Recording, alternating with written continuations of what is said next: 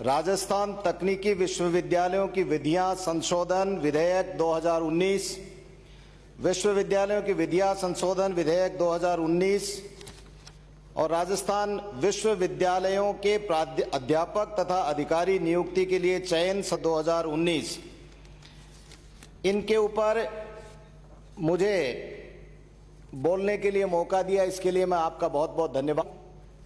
माननीय सभापति महोदय, जो संशोधन के लिए बिल आए हैं, इन बिलों के पीछे की भावना को हमें समझने की आवश्यकता है। ये लोकतंत्र का सबसे बड़ा मंदिर माना है जहां हम लोग बैठे हैं और बहुत सारे चुनकर के आए हुए जनप्रतिनिधियों ने यहां पर इसकी चौखट को चूमा है। वैसे ही एक पिता अपने बच्चे को जब विश्वविद्यालय में भेजता है तो वो ये सोच करके भेजता है कि ये मां सरस्वती का विश्वविद्यालय में भेजता है, तो वो ये ऐसा भाव लेकर के वो उस बच्चे को भेजता है, ये सोच करके भेजता है कि मेरा बच्चा देश के अंदर नाम करेगा,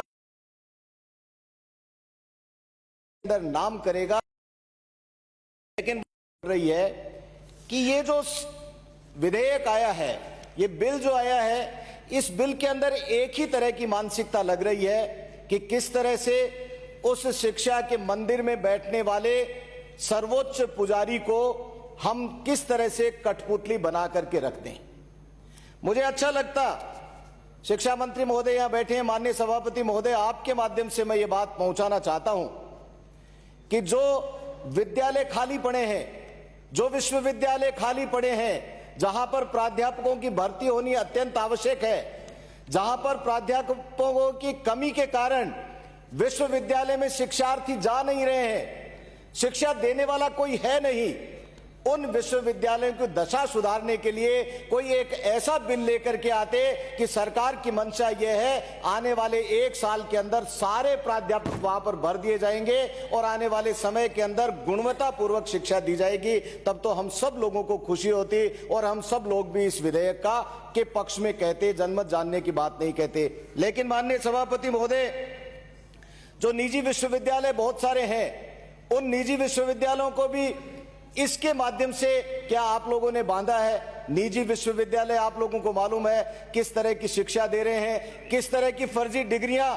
निजी विश्वविद्यालय बांटी जा रही हैं। और टेक्निकल एजुकेशन के मिनिस्टर साहब यहां पर बैठे हुए हैं, सभापति महोदय आपके माध्यम से कहना चाहता हूं, टेक्निकल एजुकेशन और दूसरी एजुकेशन, यहां तो आप मंत्री हैं और दूसरी एजुकेशन के आप प्राध्यापक रहे हैं। आपको मालूम है किस तरह से टेक्निकल एजुकेशन का बंटा ढार हुआ है, किस तरह से जब कुकर मुत्ते की तरह से विद्यालय खुलने, महाविद्यालय खुलने लगे थे, उस वक्त क्या सोचा था। आज मेरे पास में कई इस तरह के विद्यार्थी आते हैं कि हमें सरकार से मांग करो राजस्थान की विधानसभा के अंदर कि हमें बीएड करने के लिए इजाजत दे दी जाए। ये टेक्निकल एजुकेशन लेकर के बीटेक किए हुए विद्यार्थियों के हालात हैं। क्या शिक्षा मंत्री महोदय इस बात को सोचने पर आप सोचेंगे कि बीटेक किया हुआ विद्यार्थी बीएड करने की डिमांड कर रहा है, जिससे वो अपनी जीविकोपार्जन करके अपने बच्चों का पेट पाल सके। मैं आप लोगों के माध्यम से ये बात कहना चाहता हूं कि आने वाले समय के अंदर हमारा शिक्षा का ढांचा किस तरह का होगा। लेकिन मुझे बहुत दुख के साथ में इन शब्दों का प्रयोग करना पड़ रहा है कि जब कातिल जो है वो मेरा हाकिम ही जब मेरा कातिल होगा तो मैं न्याय की उम्मीद किससे करूंगा। जो आज जो बिल लेकर के आप आ रहे हो, उस बिल के अंदर सिवाय और सिवाय आप कुलपति को अपने हाथ की कठपुतली बनाना चाहते हैं। क्या कुलपति का दर्जा आपने चतुर्थ श्रेणी कर्मचारी के बराबर कर दिया। चतुर्थ श्रेणी के कर्मचारी को भी आप इस तरह से नहीं हटा सकते जिस तरह से ये बिल लेकर के कुलपति को हटाने की मंशा आप जाहिर कर रहे हैं। ये शर्मनाक बात है, इस बात को हमें गंभीरता से सोचना पड़ेगा। मैं आप लोगों को ये कहना चाहता हूं, मेरे से एक पूर्व मेरे माननीय सदस्य इस बात की चर्चा कर रहे थे कि भर्तियों के ऊपर रोक आ गई, हाईकोर्ट ने भर्तियों के ऊपर रोक लगा दी। सोचें कब कौन सी भर्तियां हुई जिनके ऊपर हाईकोर्ट ने रोक लगाई थी। मैं इस बात के ऊपर नहीं जाना चाहता कि कौन सी भर्तियों के अंदर क्या क्या गड़बड़ियां हुई हैं, लेकिन अब आप सत्ता के अंदर आ गए हैं। सत्ता में आने के बाद में आपने जिन भर्तियों के ऊपर आपको शंका है, या तो उन शंकाओं को दूर कर दीजिए, और नहीं तो उन भर्तियों को करके आज कितनी हास्यास्पद स्थिति है। राजस्थान विश्वविद्यालय जैसे हमारे जो देश और दुनिया के अंदर जिस विश्वविद्यालय का नाम था, आज यहां पर कोई माँ बाप, कोई अभिभावक अपने बच्चे का एडमिशन कराने से भी गुरेज करता है। ये हालात बहुत खराब हैं। मैं आप लोगों को इस बात के ऊपर निवेदन करना चाहता हूं सभापति महोदय कि ये बिल सशक्त बनना चाहिए। शिक्षा के साथ किसी तरह का कोई राजनीति नहीं होनी चाहिए। शिक्षा वो चीज है जिसके आधार पर हम हमारे बच्चों का भविष्य इस देश के निर्माण में करते हैं, और जब देश के निर्माण की जो हमारी नींव है वो कमजोर हो जाएगी तो हम न्याय अपने आप के साथ में नहीं कर सकेंगे।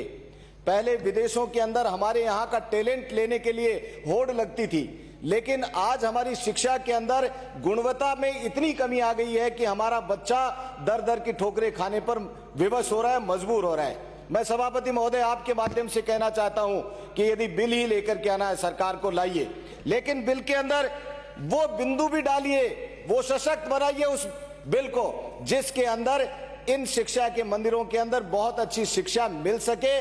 और बाकी तो टेक्निकल एजुकेशन के अंदर जिस तरह का हालात है मैं पहले कह चुका हूं, इसके ऊपर भी आपको ध्यान देने की जरूरत है। मैं मेरी तरफ से ये बात कहते हुए मेरी वाणी को विराम दूंगा कि ये बिल किसी भी तरह से फायदे का बिल नहीं है।